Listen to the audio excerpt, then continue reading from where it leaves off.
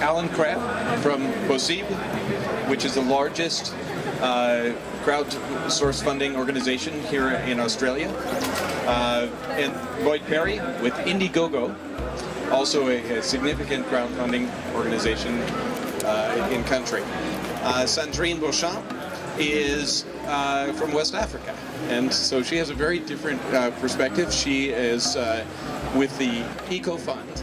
Ecofund is a green social network of like-minded people who want to do something very concrete to preserve the environment. We use a social tool and the social network and the social world. I mean, that's why we popularize scientist studies with facts, so it's robust, but we digest them to give to the population. So now I will move on the prophecy project.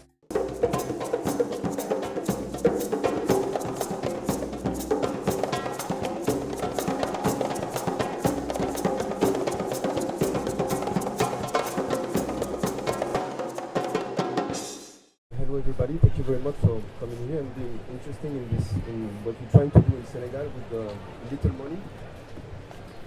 I want to thank first Ecofund because they've been helping me in the technical and financial so that project could happen, and also like FIBA who could make me take the prophecy abroad and produce one here in Australia.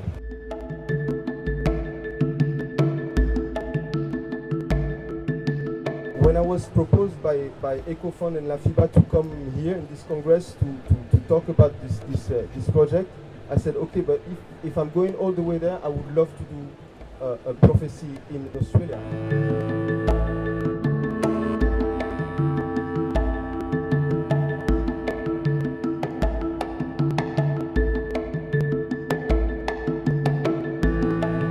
This is the Australian prophecy that we did last week, actually.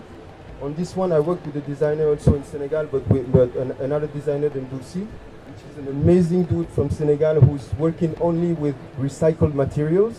And the idea is the following one. I really wanted bleach coral because to me, bleach coral represents the dying of the reef, the white skeleton. So it's like the spirit of the reef that is living with all the life and the colors of the reef, is leaving the reef because the life is not sustainable anymore.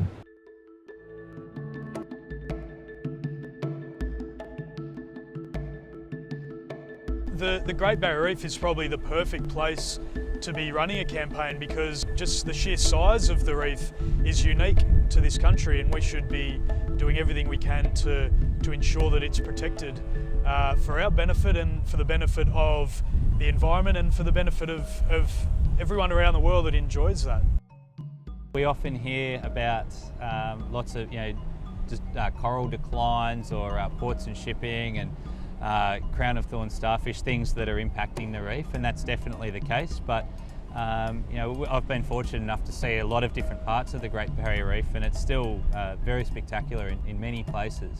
If we can make the efforts to improve our environment here, then that's only going to help the global environment.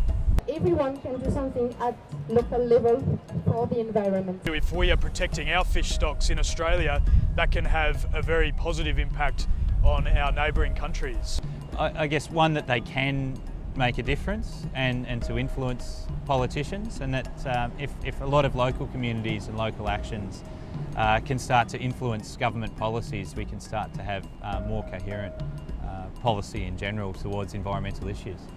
As scientists, we can really improve how we communicate our work to the public, and targeting the young people is really the way to go because, as you say, they're the adults of tomorrow. So it's very important to try and have avenues where we can communicate scientific findings more broadly. And then I think the second thing would just be to really realise what the threats are to the reef and what people and governments can do to try and manage those threats and mitigate those threats as best we can.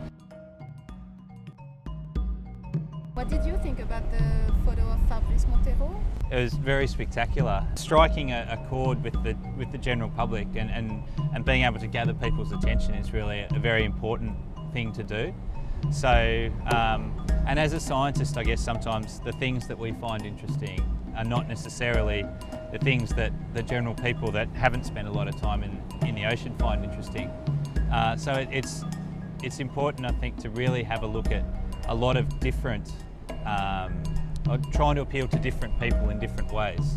So, you know, I guess something like Ecofund, where you can appeal to a different audience.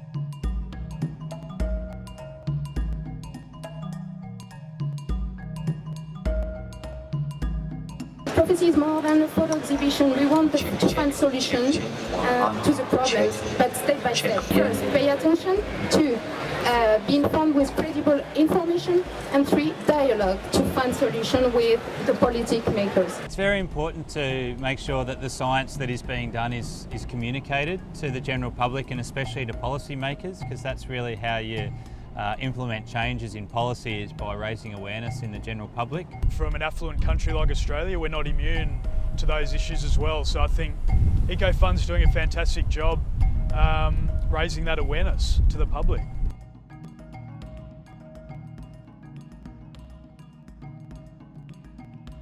The Australian prophecy has been revealed, so mission accomplished.